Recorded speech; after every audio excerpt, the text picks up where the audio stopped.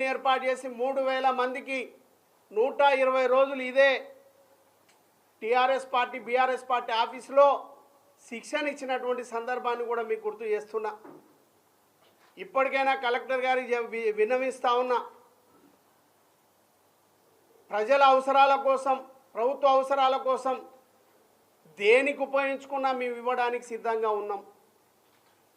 ఇంత మంచి నిర్మాణం, ఈ నిర్మాణాన్ని ప్రభుత్వం ఉపయోగించుకుంటే బాగుండు అనేది ఆలోచన. కూలిస్తే ఏమొస్తుంది, కూలిస్తే ఏమొస్తుందో ఒకసారి ఆలోచన చేయండి. విఘ్నులారా, అన్ని పార్టీల నాయకులారా, యువకులారా, ఈ కోమటిరెడ్డి వెంకరెడ్డి కుట్రలతో ఇలా బీఆర్ఎస్ పార్టీని కూల్చాలనే ప్రయత్నం, కూలిస్తే ఏమొస్తుందో ఒకసారి ఆలోచన చేయమని ప్రతి పౌరుణ్ణి నల్గొండ ప్రజల్ని కోరుతా ఉన్నాను.